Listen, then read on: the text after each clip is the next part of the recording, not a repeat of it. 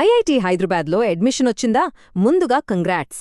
మరి ఈ క్యాంపస్లో అడుగుపెట్టబోతున్న వాళ్ళకి అక్కడ లైఫ్ ఎలా ఉండబోతోంది తెలుసుకోవాలని చాలా ఆసక్తిగా ఉంటుంది కదా.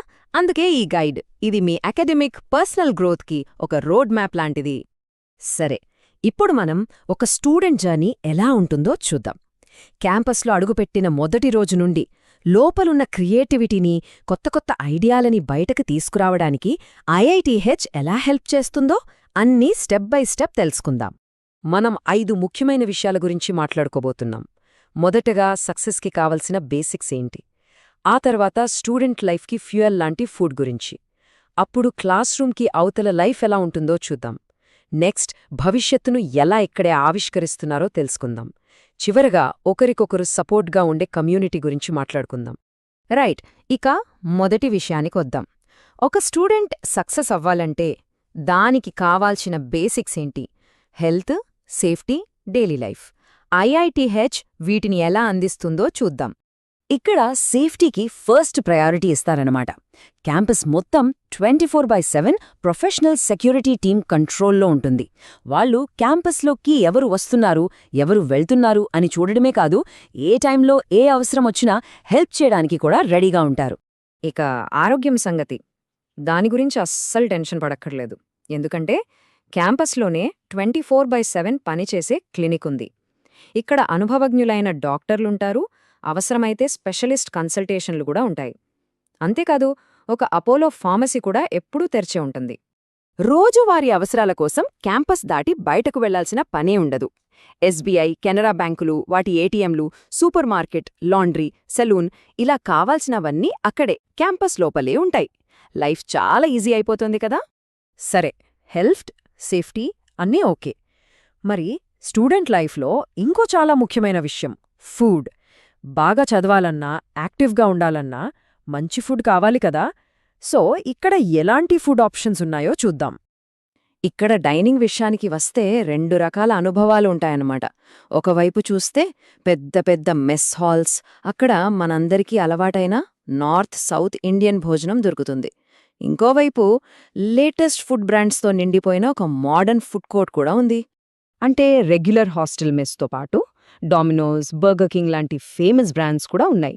ఇంకా ఇస్తారా ఫుడ్ కోర్ట్లో అయితే బీజింగ్ బైట్స్, పిజ్జేరియా లాంటి చాలా ఆప్షన్స్ ఉంటాయి.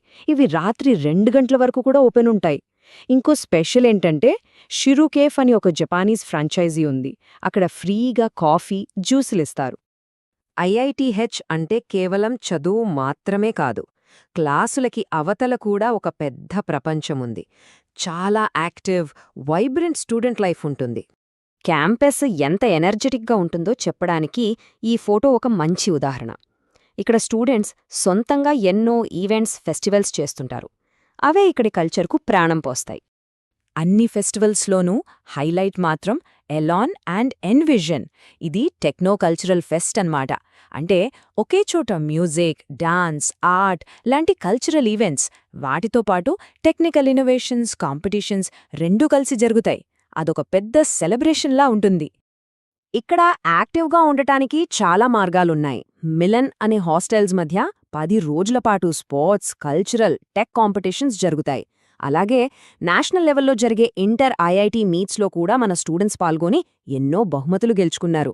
ఇంకా ఆంట్రప్రెన్యూర్స్ కోసం ఈసెల్, సోషల్ సర్వీస్ కోసం ఎన్ఎస్ఎస్, ఇలా చాలా క్లబ్స్ ఉన్నాయి. స్పోర్ట్స్ విషయానికొస్తే క్రికెట్, స్విమ్మింగ్, టెన్నిస్, వీటన్నింటికీ ఇంటర్నేషనల్ స్టాండర్డ్ ఫెసిలిటీస్, డెడికేటెడ్ కోచ్లు కూడా ఉన్నారు.